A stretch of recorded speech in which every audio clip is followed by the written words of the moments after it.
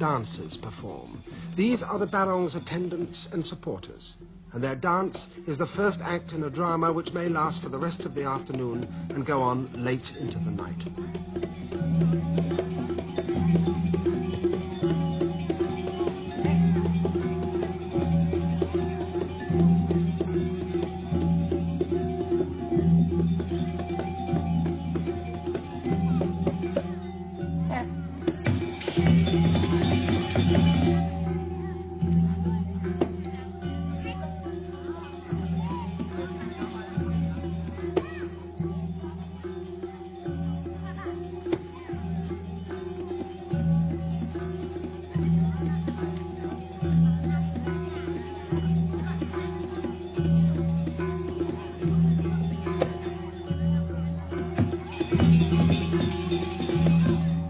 The barong awaits in his specially built stall, oblivious of these preliminaries, while the gamelan orchestra plays the sacred melodies.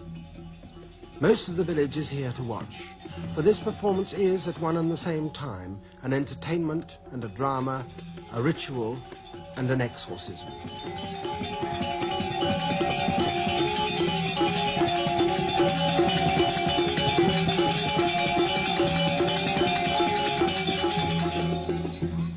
As darkness falls, the barong begins to dance.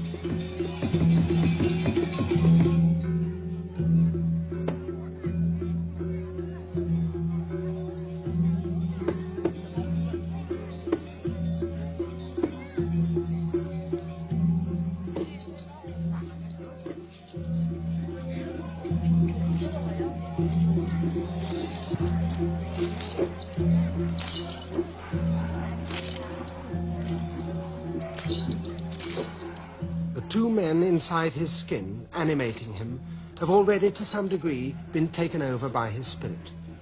But it will not be unusual if one or both of them, before the evening's drama is over, falls into a deep trance and becomes possessed.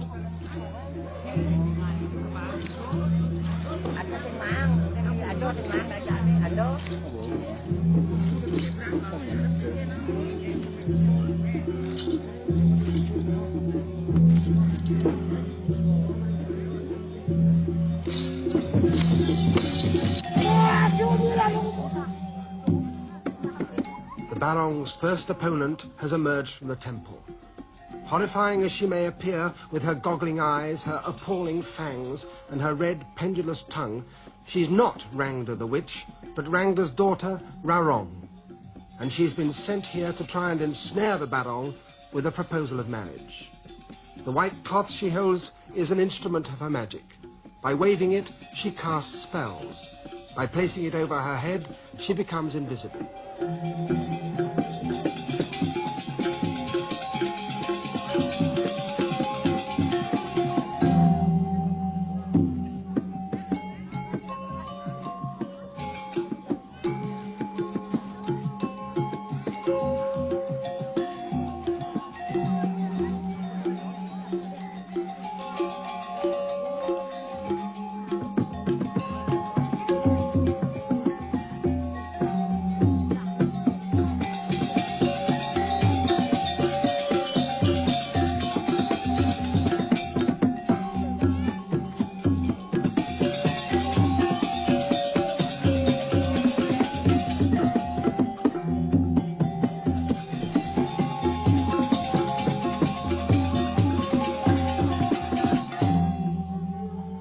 Rarong's mask was cut out of a special tree that grows in the graveyard.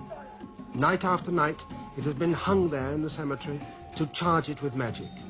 Now it is so powerful that even when it's lying in its basket, it may creak and groan and sometimes even rise in the air, so the people say. In the drama, at this moment, Rarong is truly terrifying.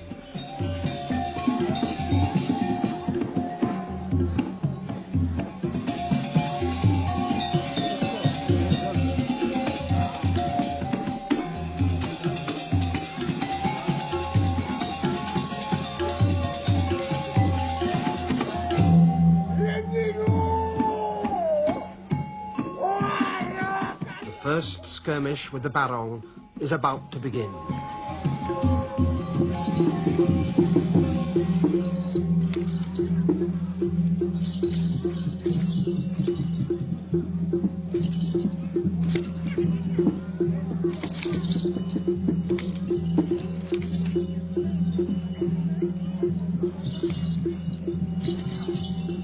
Raurong has placed her magic cloth over her head. She's invisible to all, except to the Barong, who, with his supernatural awareness, knows exactly where she is.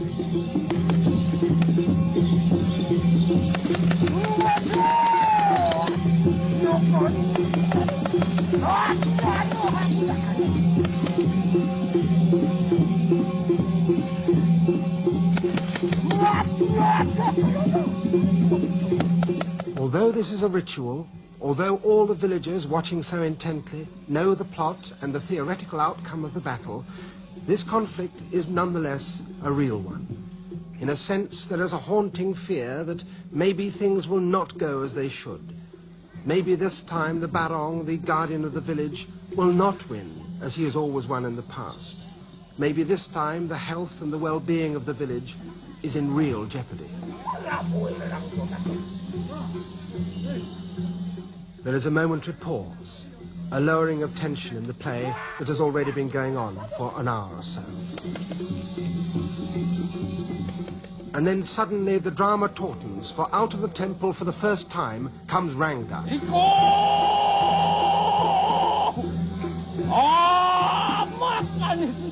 Rangda, the haunter of graveyards, the personification of evil and malevolence. Her shoulders are hung with dead men's entrails, flames spring from her tongue, and her fingers are armed with immense claws. Raurong reports to her mother. The Barong has spurned her. She must be revenged. If the drama continues as it usually does, Rangda will do battle with the Barong. She will appear to get the upper hand, and men in the audience will fall into trance and rush to the Barong's defense, waving swords. Rangda will then bewitch them and make them turn their swords upon themselves. But the Barong will miraculously prevent the swords from doing any harm to her supporters. That is what should happen, but things do not always turn out as expected.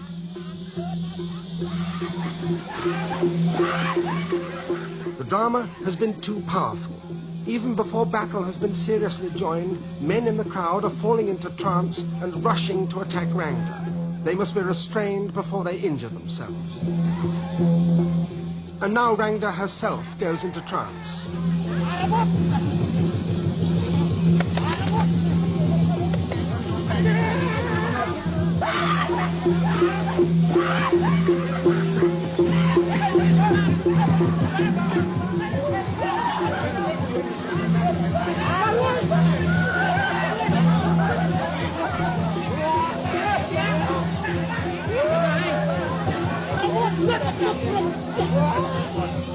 Rangda is no longer in control of herself.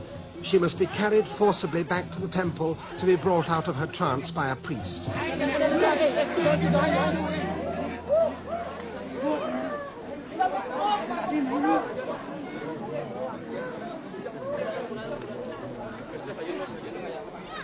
It seems that the play has come to an early and unexpected end, without any of the usual demonstrations with swords and self-stabbings. The Barong visits each of the entranced villagers, giving her benison to bring them out of trance.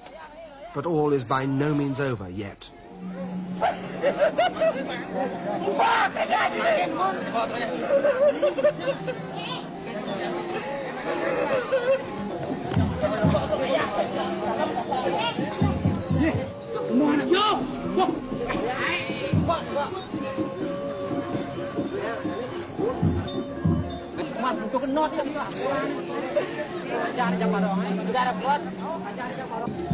These swords are unquestionably sharp. If a man is not deeply entranced, he may well injure himself severely. If he is impure, he would be in great danger. If he had touched a corpse within the last 7 days, the swords would certainly pierce his flesh.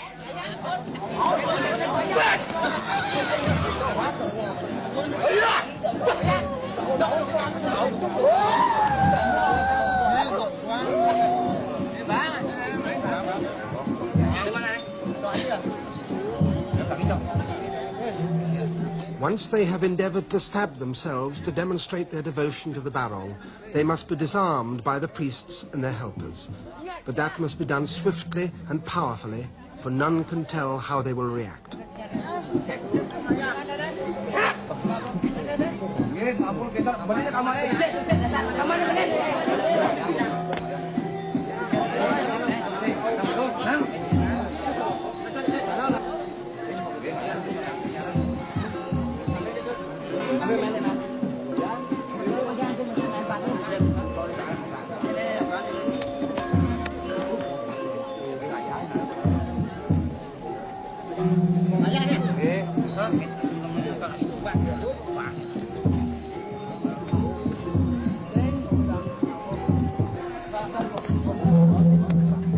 To be brought out of trance, the men must now be sprinkled with holy water. But when it appears, one of the most powerfully entranced men in his passion seizes the jar to drink it.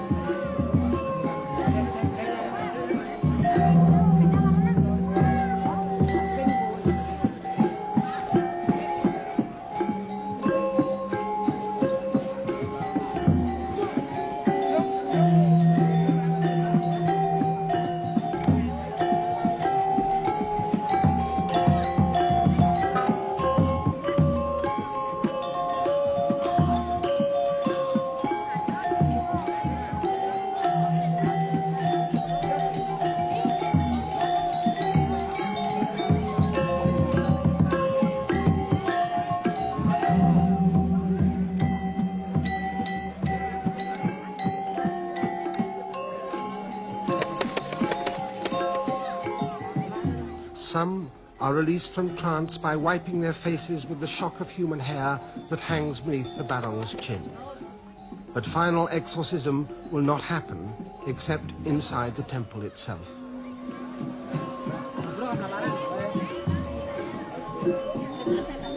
Sudah, sekarang diberi sajian.